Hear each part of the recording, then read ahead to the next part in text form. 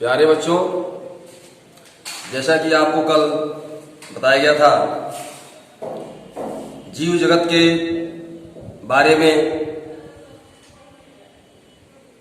Metabolism क्रिया के बारे में विशेष रूप से आपको समझाया गया था। आज आपको इंटरनल इन्वायरमेंट के बारे में बताया जाएगा। इंटरनल इन्वायरमेंट क्या होता है, एक्सटर्नल इन्वायरमेंट क्या होता है। एक्सटर्नल इन्वायरमेंट बाह्य वातावरण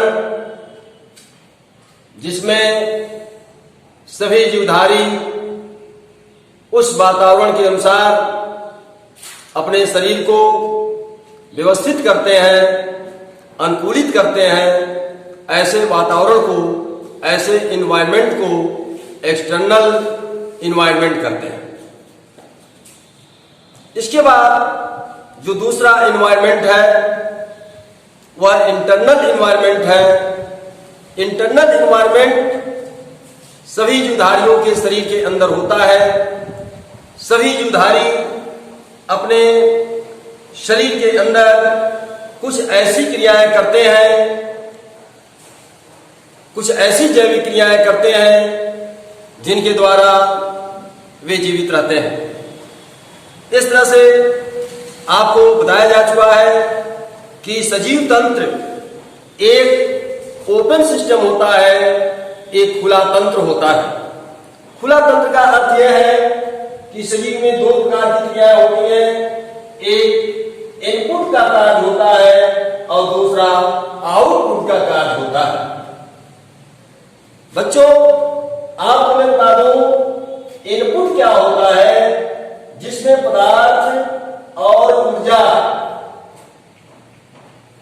कोशिकाओं के द्वारा अवशोषित की जाती है।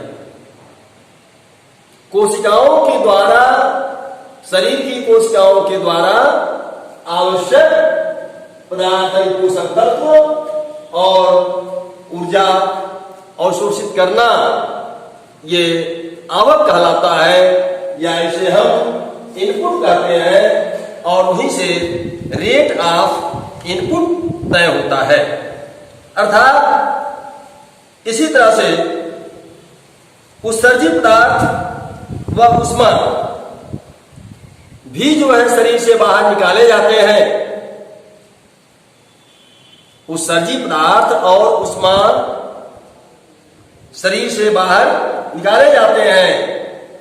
इस क्रिया को हम आउटपुट कहते हैं और इस दर को हम ऊर्जा की जावक दर या रेट ऑफ आउटपुट कहते हैं।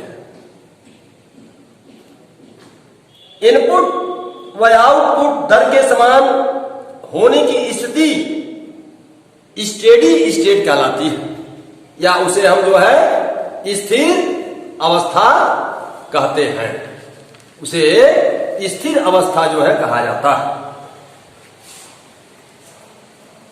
इस तरह से जो स्थिर अवस्था होती है, यह स्थिर अवस्था जीवों में स्थिर अवस्था है अपनी स्वनियामक प्रणाली, सेल्फ रेगुलेटरी मैकेनिज्म को स्थापित करने के लिए होती है।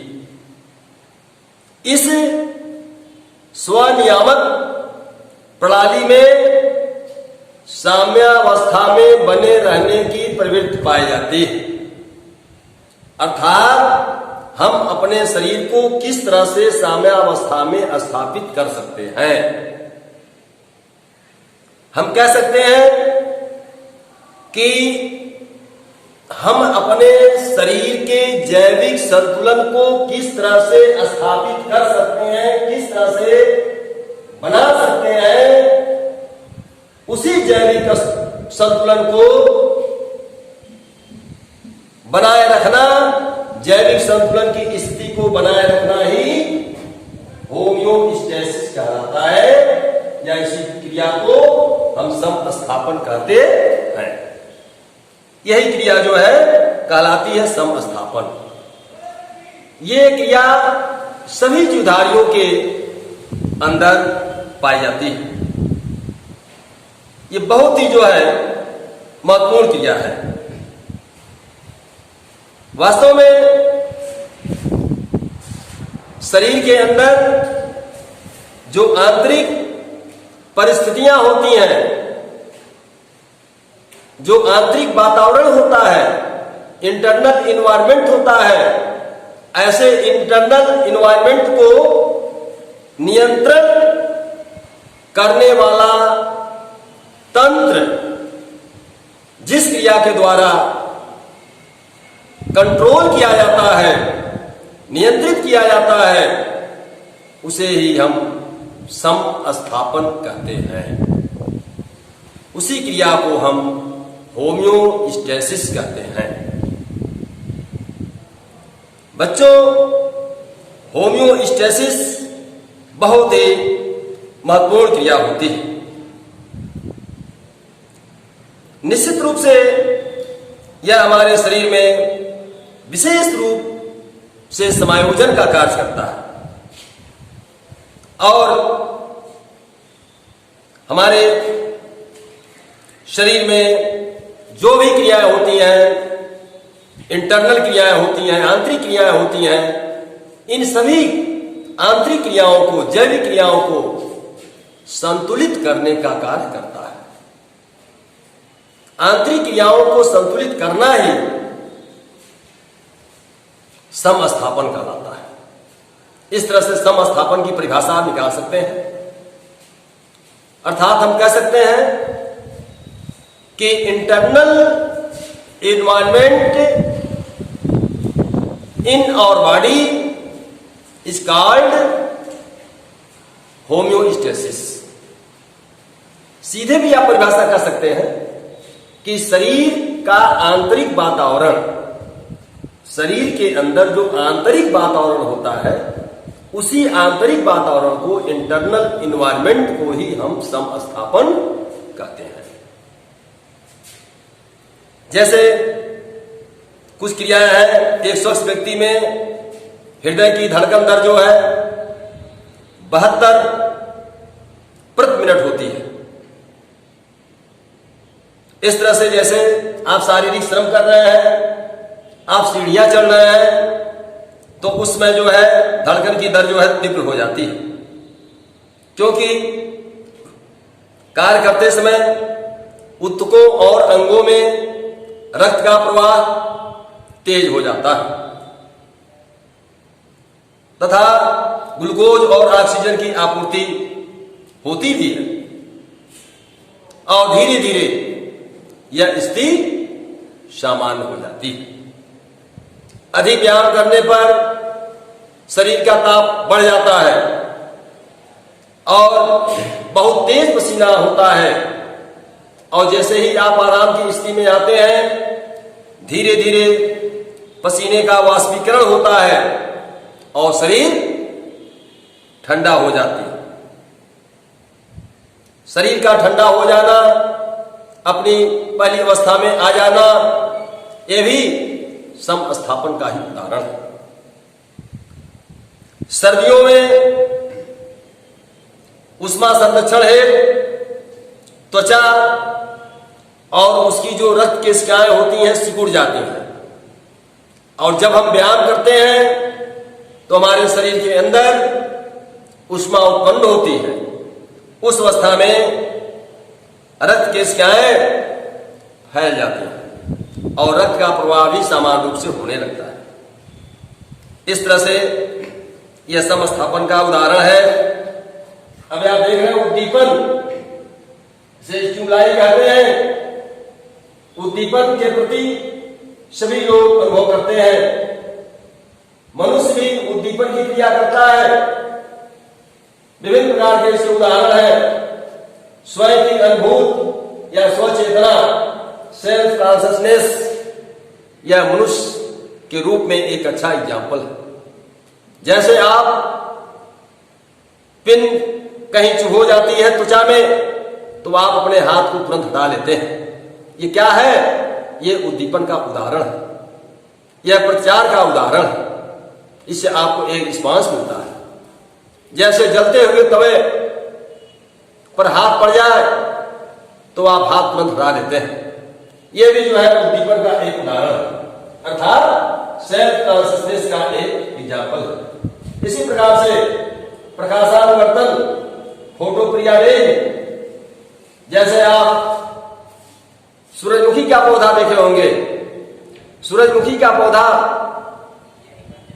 जिधर सूरज जाता है उधर उसका पुष्प जो है मुड़ता हुआ प्रतीत होता है। ऐसा क्यों होता है?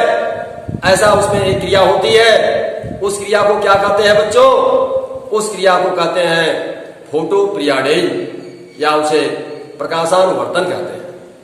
ये प्रकाशानुवर्तन होता है, अर्थात प्रकाश के अनुरूप उसमें क्रिया होती है, स्टिमुलेशन होता है और वह उस पौधे का पुष्प मुड़ता हुआ प्रतीत होता है।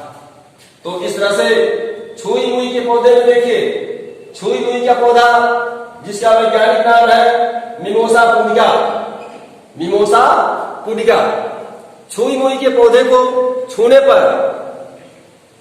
छुई मुई का पौधा जो है मुरझा जाता है।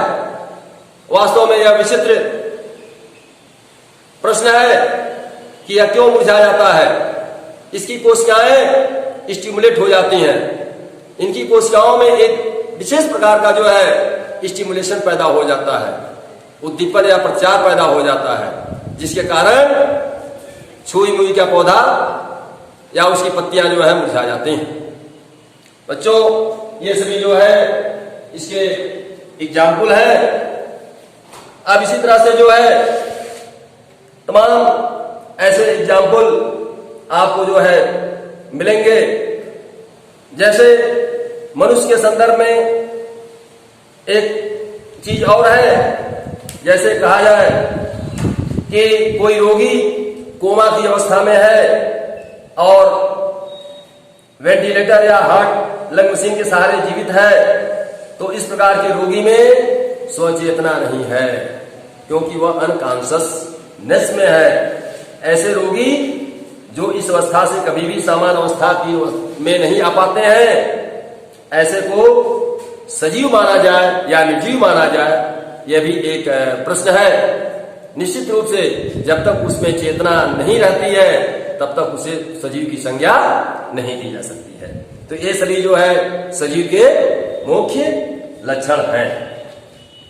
अब बहुत से ऐसे जो है सजीव के लक्षण हैं, जैसे वृद्धि व विकास सजीवों का गुण है।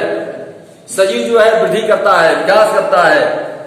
सजीवों में अनुकूलन होते हैं, एडाप्टेशन होते हैं। इस तरह के जो है ये सजीव के मुख्य गुण होते हैं। तो इस तरह से सजीव और निर्जीव में भी जो है आपको अंतर विभिन्न पॉइंट के अनुसार जो है समझाया गया है। जैसे संगठन स्तर पर, कोशिकीय स्तर पर, जीवद्रव्य स्तर पर, उपापचयी स्तर पर। जैसे मैं आपको कल बताया कि सजीवों में उपापचय होता है, निर्जीवों में उपापचय क्रिया नहीं होती है। समस्थापन सजीवों में होती है लेकिन निर्जीवों में नहीं होती है। जनन क्रिया, अपने समान संतति उत्पन्न करने की क्षमता सजीवों में होती है जबकि निर्जीवों में नहीं होती है। वृद्धि व विकास, सजीवों में वृद्धि व विकास जो होता है वह बाह्य और आंतरिक दोनों होता है, जबकि निर्जीवों में वृद्धि और विकास केवल बाह्य होता है, एक्सटर्नल होता है, अर्थात आंतरिक नहीं होता है। अनुकूलन, निश्चित रूप से सजीवों में अनुकूलन होता है और निर्जीवों में अनुकूलन का सर्वथा अभाव होता है। इस तरह से यह सभी जो है यह इसके सजीव और निर्जीव में मुख्य अंतर है। अब यहां जो है अगली चीज